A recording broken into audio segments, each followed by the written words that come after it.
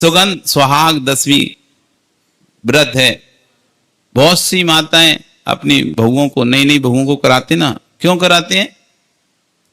कुछ लोगों के ऐसे मानते हैं कि पति की आयु की वृद्धि के लिए क्या, पर ऐसा नहीं है। सुहाग 10वीं कथा पति की आयु वृद्धि के लिए नहीं है। हमारा जैन दर्शन कहता है कि हम उपवास करें, किसी की आयु बढ़े, ये सक्षम नहीं, मतलब ये नहीं हो सकता, क्योंकि हर जीव अपनी अपनी आयु लेकर आता है। इस पर्याय में आपका भले पति है, लेकिन है तो जीव द्रव्य, उसकी स्वतंत्र निश्चित आयु है। तुम्हारे उपवास करने से किसी की आयु नहीं बढ़ेगी। फिर ये व्रत क्यों किया जा रहा है? तो एक कथा इसकी छोटी सी, कि राजगृह नगर में मेघनाथ नाम का राजा रहता था। उसकी पृथ्वी देवी नाम की अति रूपवती, सुंदर और शीलवती रानी थी, परंतु किसी पूर्व पाप की वजह से संतान विहीन थी। उसके संतान नहीं हो रही थी। कई लंबे समय तक उसके संतान नहीं हुई, सदा दुखी रहती थी, दिन रात संक्लेशित रहती थी। संतान नहीं है। बैराग भावना पड़े ना, कोई पुत्र बिना नित झूरे। संतान नहीं हो रहे, इस विकल्प में ना जाने कहां जाकर उसने अपना सिर टेका, कितनी मन्नतें मांगी, लेकिन फिर भी कोई संतान उसके यहां नहीं। राजा उसको बहुत समझाया कि भाई चिंता नहीं करो, पूर्व कभी भी शुभोदय आएगा, पुण्योदय आएगा तो नियम से संतान होगी। संसार में आचार्य कह रहे हैं कि संसार में स्त्रियों को पुत्र की कितनी अभिलाषा होती है, मैं कब पुत्रवती होंगी, क्योंकि लोग ताने मार मार कर व्यक्ति को जीने नहीं देते। कोई यदि संतान ना हो तो कितना सुनाते हैं लोगों से, क्या हो गया, उसको सुनाते हैं, उसकी सास को सुनाते हैं, उसकी मां को सुनाते हैं, क्या हुआ। वे संतान की इच्छा में दिन रात व्याकुल रहती हैं, अनेकों उपचार करती हैं और अज्ञानता में विधर्म तक का सेवन कर लेती हैं, कुलाचार का भी नाश कर देती हैं संतान के पीछे। राजा ने जब रानी की चिंता को सुना और रानी को बहुत बार समझाया, चिंता नहीं करो, पुण्य के प्रभाव से सब कुछ होता है।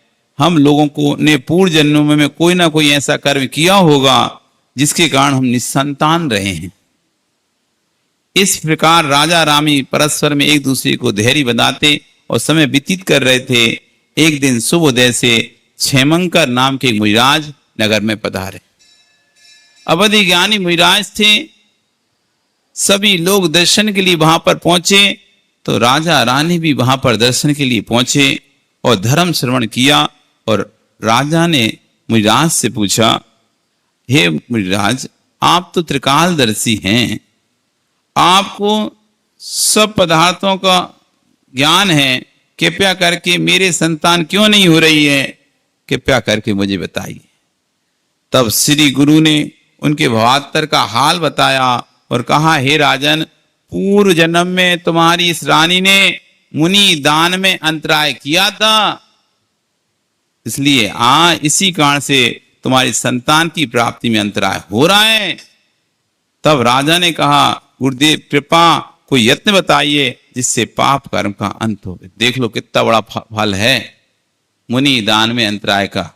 ये हम नहीं कह रहे, ये जिस व्रत को तुम कर चुके हो और जिस व्रत को तुम अपनी बहुओं से करा रहे हो, ये उस व्रत की कथा में है। नहीं तुम कहो महाराज जी को क्या भीड़ चाहिए होगी हार में, इसलिए बोल रहे होंगे।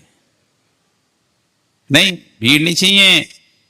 साधु की सेवा सुख देती है, भोगों को देती है, और साधु की निंदा दुख देती है, कष्टों को देती है। ध्यान रखना एक बात, ग्रंथों के किसी भी ग्रंथ को खोल के देख लेना, एक ही बात निकलेगी, भगवान की भक्ति दीर्घ काल में फल देती है, साधु की भक्ति अल्प काल में फल दे देती है।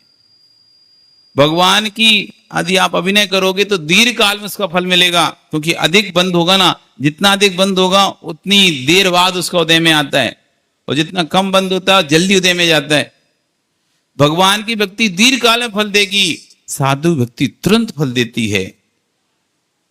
भगवान की अभिनय करोगे दीर्घ काल में फल मिलेगा, लेकिन साधु अभिनय करोगे तुरंत उसका फल दिखने लगेगा। मुनि दान में अंतरा।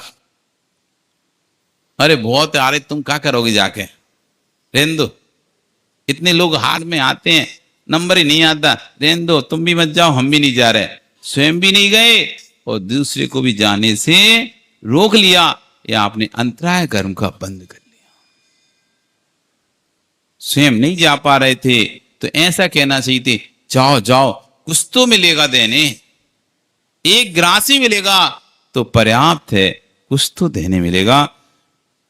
पाप कर्म का अंत तो राजा ने कहा, तो गुरुदेव ने कहा यत्न बताई जिससे पाप कर्म का अंत हो, तो सुनकर मुनिराज बोले, अक्षय फल 10वीं का व्रत करो, श्रावण सुदी 10वीं को प्रोषित करके श्री जी मंदिर में जाकर भाव सहित अभिषेक पूजन देखो, ओम नमः ऋष्वाय के मंत्र का जाप करो, और इस व्रत को 10 वर्ष तक करो, उसके बाद उद्यापन करो और 10-10 सामग्री मंदिर में भेंट करो।